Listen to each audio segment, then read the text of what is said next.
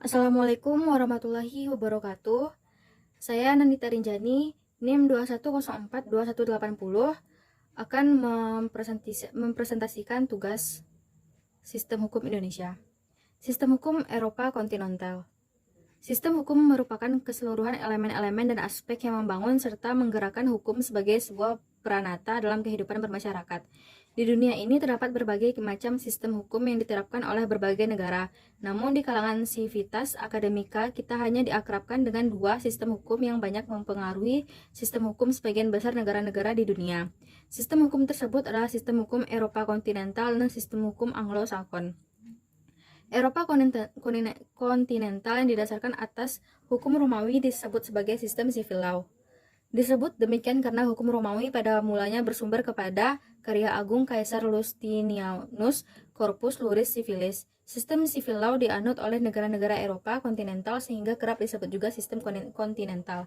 Hukum Romawi yang merupakan sumber dari sistem civil law telah menempuh sejarah yang panjang untuk sampai kepada tingkat perkembangan yang tinggi. 1. Pengertian sistem hukum Eropa kontinental.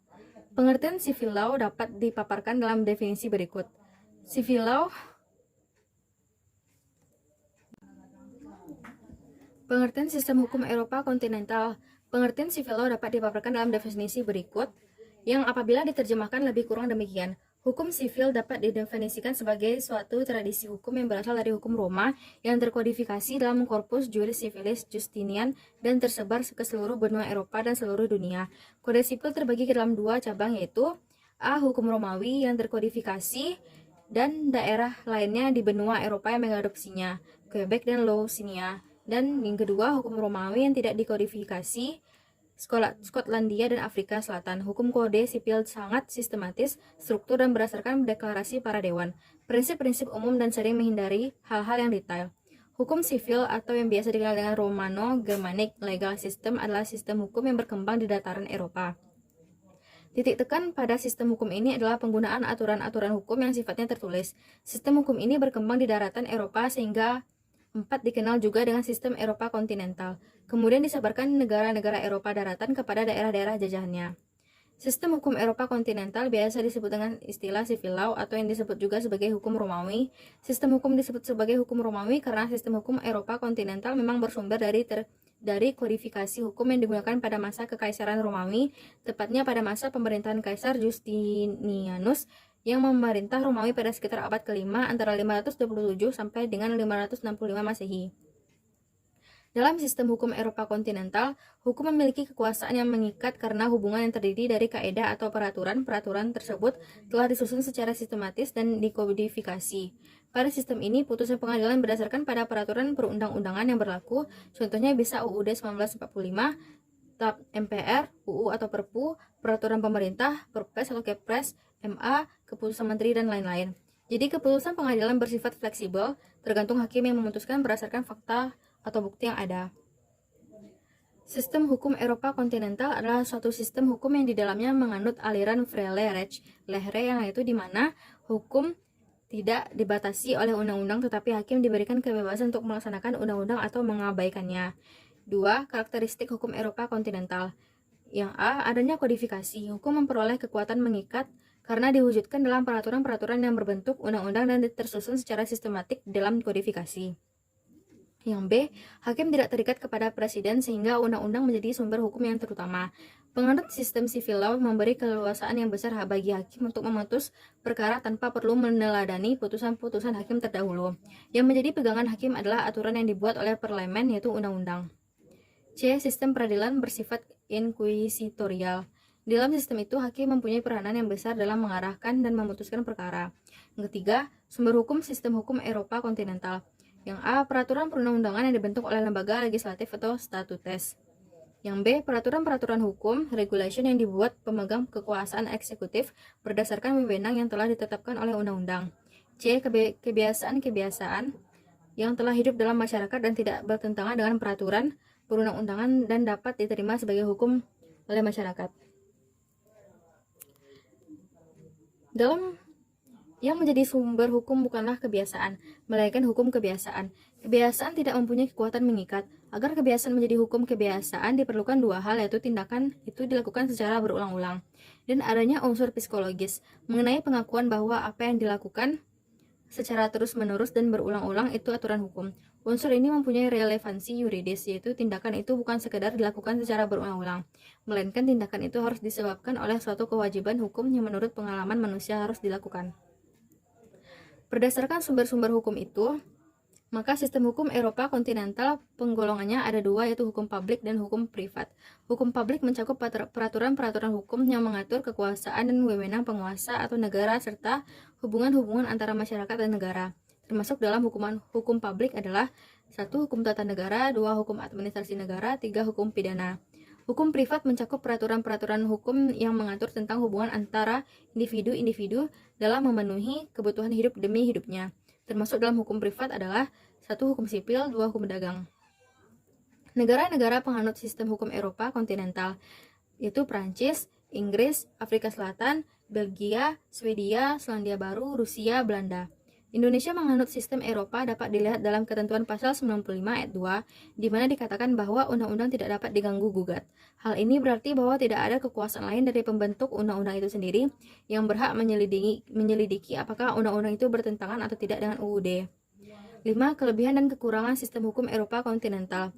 Kelebihannya yaitu sistem hukumnya tertulis dan terkodifikasi sehingga ketentuan yang berlaku dengan mudah dapat diketahui dan digunakan untuk menyelesaikan setiap terjadi peristiwa hukum. Contoh tata hukum pidana yang sudah dikodifikasikan.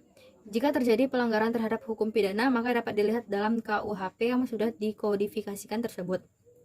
Yang kedua, prinsip utama yang menjadi dasar sistem hukum Eropa kontinental itu adalah hukum yang beroleh kekuatan mengikat karena diwujudkan dalam peraturan-peraturan yang berbentuk undang-undang dan tersusun secara sistematik di dalam kodifikasi atau komplikasi tertentu.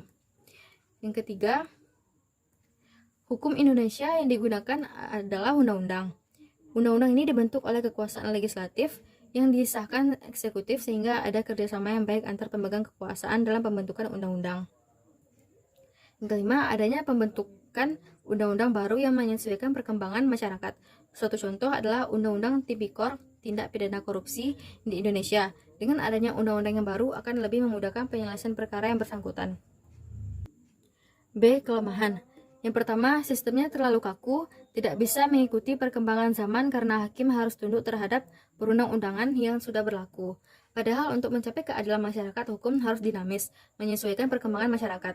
Kedua, hakim hanya berfungsi menetapkan dan menafsirkan peraturan-peraturan dalam batas-batas wewenangnya.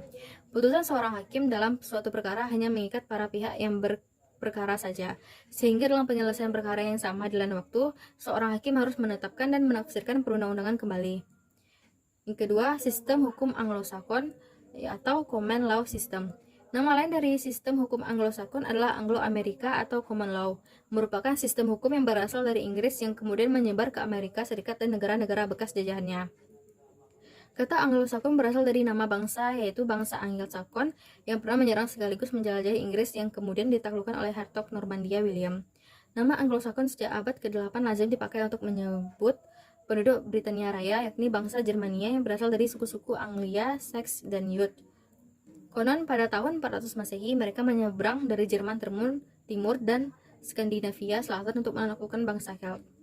Sistem hukum Anglo-Sakon merupakan suatu sistem hukum yang didasarkan pada jurisprudensi, yaitu keputusan-keputusan hakim terdahulu yang kemudian menjadi dasar keputusan hakim-hakim selanjutnya. Sistem hukum Anglo-Sakon cenderung lebih mengutamakan hukum kebiasaan. Hukum yang berjalan dinamis sejalan dengan dinamika masyarakat. Pembentukan hukum melalui lembaga peradilan dengan sistem jurisprudensi dianggap lebih baik agar hukum selalu sejalan secara nyata. Dalam perkembangannya, sistem hukum ini mengenal pembagian hukum publik dan hukum privat. Hukum privat dalam sistem hukum ini lebih ditunjukkan kepada kaidah-kaidah hukum tentang hak milik, hukum tentang orang, hukum perjanjian, dan tentang perbuatan melawan hukum. Hukum publik mencakup peraturan-peraturan hukum yang mengatur kekuasaan dan wewenang penguasa atau negara serta hubungan-hubungan antara masyarakat dan negara.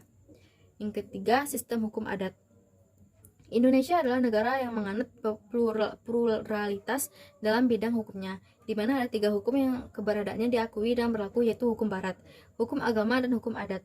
Pada prakteknya, masih banyak masyarakat yang menggunakan hukum adat dalam mengatur kegiatan sehari-harinya serta dalam menyelesaikan suatu permasalahan yang ada. Setiap wilayah di Indonesia mempunyai tata hukum adatnya masing-masing untuk mengatur kehidupan bermasyarakat yang beraneka ragam yang sebagian besar hukum adat tersebut tidak dalam bentuk aturan tertulis. Menurut Van Vollenhoven, hukum adat adalah keseluruhan aturan tingkah laku masyarakat yang berlaku dan mempunyai sanksi dan belum dikodifikasikan. Menurut Terhar, hukum adat adalah keseluruhan peraturan yang menjelma dan keputusan adat yang berlaku secara spontan. Keberadaan hukum adat ini secara resmi telah diakui oleh negara keberadaannya, tetapi penggunaannya pun terbatas. Merujuk pada pasal 18B ayat 2 UUD 1945, di mana menyebutkan negara mengakui dan menghormati kesatuan-kesatuan masyarakat hukum adat berserta hak-hak tradisionalnya. Di samping itu juga diatur dalam pasal 3 UU PA pelaksanaan hak ulayat dan hak-hak yang serupa itu dari masyarakat hukum adat. Dengan telah diakuinya hak-hak kesatuan masyarakat hukum adat, tetapi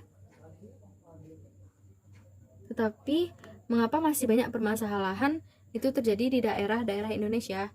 Banyak penggunaan tanah ulayat yang berakhir sengketa karena tidak sesuai dengan seharusnya.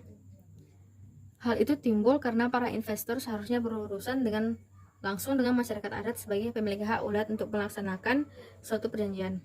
Negara di mana sebagai pemberi sebuah jaminan kepastian hukum adat terhadap masyarakat hukum adat dengan diberlakukannya UU Nomor 5 Tahun 1960 tentang Peraturan Dasar Pokok Agraria. Terakhir, sistem hukum Islam. Kata hukum Islam tidak ditemukan sama sekali di dalam Al-Quran dan di literatur hukum dan Islam. Yang ada dalam Al-Quran adalah kata syariah, fikih, hukum Allah yang seakar dengannya. Kata-kata hukum Islam merupakan terjemahan dari term Islamic law dari literatur barat. Dalam penjelasan tentang hukum Islam dan dari literatur barat ditemukan definisi hukum Islam, yaitu keseluruhan kitab Allah yang mengatur kehidupan setiap muslim dalam segala aspeknya. 9 dari definisi ini artinya hukum Islam lebih dekat dengan pengertian syariah. Untuk lebih memberikan kejelasan tentang arti hukum Islam, perlu diketahui lebih dahulu arti dari kata hukum. Sebenarnya tidak ada arti yang sempurna tentang hukum, namun untuk mendekatkan kepada pengertian yang mudah dipahami, meski banyak mengandung kelemahan, definisi yang diambil oleh Muhammad Muslihuddin dari Oxford English Dictionary perlu diungkapkan. Menurutnya, hukum adalah the body of rules, whether processing from formal enactment or from custom, which a particular state or community recognizes as binding on its members or subject. Sekumpulan aturan baik yang berasal dari aturan formal maupun adat yang diketahui oleh masyarakat dan bangsa tertentu sebagai mengikat bagi anggotanya. Baiklah, sekian dari presentasi tugas saya. Assalamualaikum warahmatullahi wabarakatuh.